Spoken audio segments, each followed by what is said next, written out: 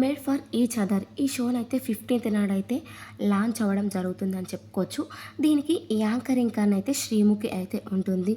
ఒకరికొకరు ప్రేమను పంచుకుంటూ ఆ జంటను మేడ్ ఫర్ ఈచ్ అదర్ అంటాం. ఒకరి కోసం అదే ప్రేమను గెలుచుకోవాలనుకుంటే మ్యాడ్ ఫర్ ఈచ్ అదర్ అంటూ అయితే శ్రీముఖి చెప్పడం జరుగుతుందనమాట. సో ఇందులోనైతే జంటలుగానైతే రావడం జరుగుతుంది. మొత్తానికి 10 మంది జంటలైతే రావడం జరుగుతుందనమాట. సో అనిల్ రావుపాటి గారు, అలాగే లయ, రాధిక గారు కూడా ఈ షోని నడిపించడం జరుగుతుందనమాట. లాంచ్‌లోనైతే వారు కొన్ని ప్రశ్నలు అయితే జంటలకు వేయడం జరుగుతుంది. ఇక ప్రియాంక, శివకుమార్ జంటలు అయితే అనిల్ రావిపూడి గారు అంటూ ఉంటారనమాట. సో మీరు ఒక ఏదైనా షోలో వేరే అమ్మాయితో తను డ్యాన్స్ చేస్తుంటే నువ్వు ఎలా ఫీల్ అవుతావు అంటూ అయితే ప్రియాంకని అడగడం జరుగుతుంది. దానికి ఏదో కింద పడిస్తూ అరుస్తూ కోపంగా కనిపిస్తూ ఉంటుంది. ఇక అతని పరిస్థితి నాకు అర్థమైంది అంటూ అయితే అనిల్ రావిపూడి గారు ఫన్నీ వేలో అంటారు. ఇక నీ ఫ్యూచర్ నాకు అర్థమైంది అన్నట్టుగానైతే చెప్పడం జరుగుతుంది అని చెప్పుకోవచ్చు. నెక్స్ట్ నూకరాజు అలాగే ఆసియా ఈ జంట కూడా మనకు తెలిసే ఉంటుంది. మనం చాలాసార్లు చూసాం. అయితే వీళ్ళు 8 ఇయర్స్గా లవ్ చేసుకుంటూ ఉన్నారట, రిలేషన్స్లో ఉన్నారట. అయితే రాధిక అయితే అంటుంది కదా, మీరు ఇంత 8 ఇయర్స్ ఉన్నారు కదా, బిగ్ డీల్ కదా, అది ఎలా ఉన్నారు అంటూ అయితే అడగడం జరుగుతుంది.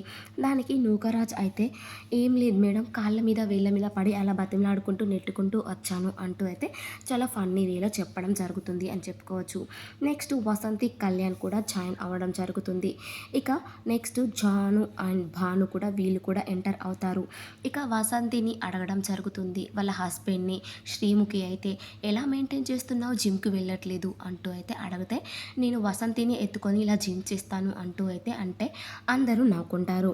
ఇక నెక్స్ట్ చిట్టి సంధ్య, అలాగే సోనియా సిద్ధు, శాండ్రా మహేష్, నీతు నటరాజ్, హరిత హరీష్, అలాగే అంజలి పవన్ ఈ జంటలు కూడా అందరూ ఒకరు తర్వాత ఒకరు వస్తూ ఉంటారని చెప్పుకోవచ్చు అనమాట. ఇక ఈ 10 మంది జంటలు అయితే లవ్ మెన్షన్ హౌస్లో వెళ్ళాల్సి ఉంటుంది.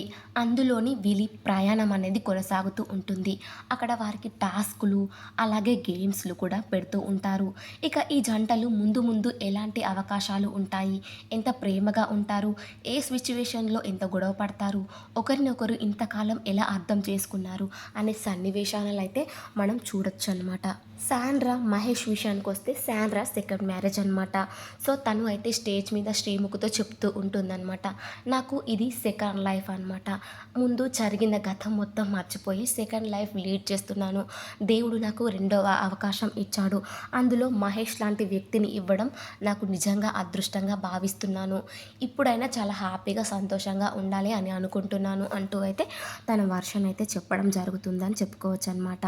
ఇక నూకరాజ్ వాళ్ళ జంట గురించి కూడా కాసేపు మాట్లాడుతూ ఉంటారు. ఇక హరిత అండ్ హరీష్ల జంట గురించి మనం బిగ్ బాస్లో చూసే ఉంటాం. చాలా వైల్డ్ కంటెంట్ అని చెప్పుకోవచ్చు అనమాట ఈ హరీష్ గారు అనమాట. సో తన భార్య అంటే ఎంత ఇష్టమో మనం చూసే ఉంటాం బిగ్ బాస్ హౌస్లో. ఇక తన కాళ్ళను మొక్కుతూ తన గురించి చాలా బాగా చెప్తారు.